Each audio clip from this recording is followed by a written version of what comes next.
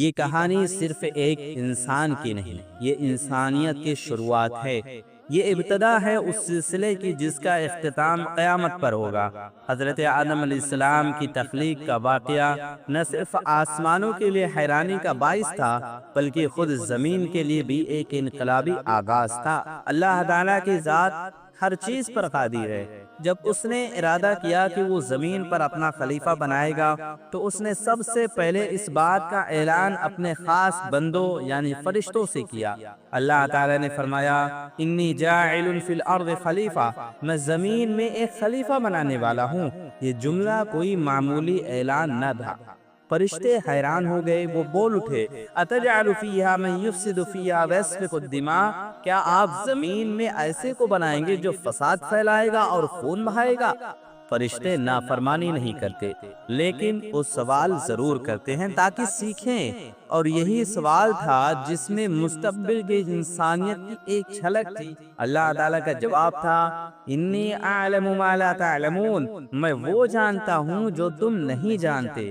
اللہ تعالیٰ جانتا تھا کہ انسان کمزور بھی ہوگا، مگر وہی توبہ کرے گا، سیکھے گا، بڑھے گا، قربانی دے گا اور آخرکار کامیاب ہوگا۔ اللہ تعالیٰ نے مٹی سے انسان کو پیدا کیا، لیکن وہ مٹی کوئی عام مٹی نہ تھی۔ وہ مٹی دنیا کے مختلف حصوں سے لی گئی، کبھی نرم، کبھی سخت، کبھی کالا، کبھی سرخ۔ اسی لیے انسان بھی رنگوں اور طبیعتوں میں مختلف ہے۔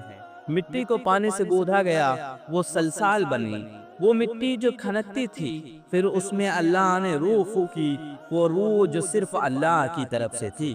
اسی لمحے حضرت آدم علیہ السلام انسان بنے، زندہ انسان، جس کی روح، جس کی عقل، جس کا دل رب العالمین کی طرف سے تھا۔ جب حضرت آدم علیہ السلام تخلیق ہو چکے، اللہ نے علم کا خزانہ ان کے سینے میں رکھ دیا، پھر فرمایا، وَعَلَّمَ آدَمَ الْأَسْمَاءَ كُلَّهَا، اور آدم کو تمام چیزوں کے نام سکھائے۔ یہ علم فرشتوں کے پاس نہ تھا، یہ عقل، یہ شعور، یہ زبان، سب کچھ آدم علیہ السلام کو عطا کیا گیا۔ پھر اللہ نے فرشتوں کو حکم دیا، سجدہ کرو آدم کو۔ سب فرشتے سجدے میں گر گئے سوائے ایک کے، ابلیس۔ ابلیس جو جنات میں سے تھا لیکن عبادت گزاروں میں شامل تھا، اس نے سجدہ کرنے سے انکار کر دیا۔ اللہ نے پوچھا، ما منعک الا تسجد، کس چیز نے تجھے روکا کہ تو سجدہ نہ کرے؟ ابلیس نے کہا، انا خیر منہ، میں اس سے بہتر ہوں، خلقتنی من نار وخلقتہ من طین، تو نے مجھے آگ سے پیدا کیا اور اسے مٹی سے۔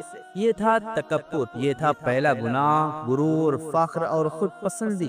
اللہ تعالیٰ نے فرمایا، فَاخْرُجْ مِنْهَا فَإِنَّكَ رَجِيمٌ، نکل جا تو مردود ہے۔ اور ابلیس نے اللہ تعالیٰ سے ایک درخواست کی، انذرنی الی یوم یبعثون، مجھے قیامت تک مہلت دے دے۔ اللہ تعالیٰ نے فرمایا، فَإِنَّكَ مِنَ الْمُنظَرِينَ، تجھے مہلت ہے۔ ابلیس نے کہا، فَبِمَا أَغْوَيْتَنِي لَأُزَيِّنَنَّ لَهُمْ فِي الْأَرْضِ، جیسے تو نے مجھے گمراہ کیا، میں بھی ان کے لیے زمین کی چیزوں کو مزین کر دوں گا، وَلَأُغْوِيَنَّهُمْ أَجْمَعِينَ، اور ان سب کو گمراہ کر دوں گا۔ حضرت آدم علیہ السلام کی فضیلت، اللہ تعالیٰ نے انسان کو علم دیا، اللہ تعالیٰ نے انسان کو ارادہ، عقل اور اختیار دیا۔ یہ تمام چیزیں انسان کو باقی مخلوقات سے ممتاز بناتی ہیں۔ آدم علیہ السلام کو صرف پیدا نہیں کیا گیا، انہیں منصب نبوت عطا کیا گیا، انہیں پہلا علم عطا کیا گیا، زبان، شعور، ہدایت، سب حضرت آدم علیہ السلام کے ذریعے انسانیت کو ملا۔ یہ واقعہ ہمیں بہت سارے سبق سکھاتا ہے۔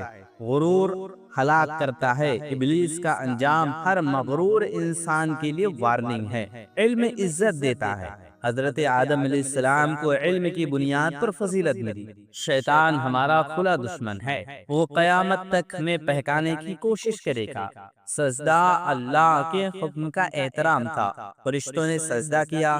آدم علیہ السلام کی عبادت نہیں تھی، اللہ کے حکم کی اطاعت تھی۔ آج ہم جو کچھ بھی ہیں، مسلمان، انسان، عقل والے، دل والے، یہ سب اس آغاز کی برکت ہے جب اللہ نے حضرت آدم علیہ السلام کو پیدا فرمایا اور فرمایا، فَتَبَارَكَ اللَّهُ أَحْسَنُ الْخَالِقِينَ۔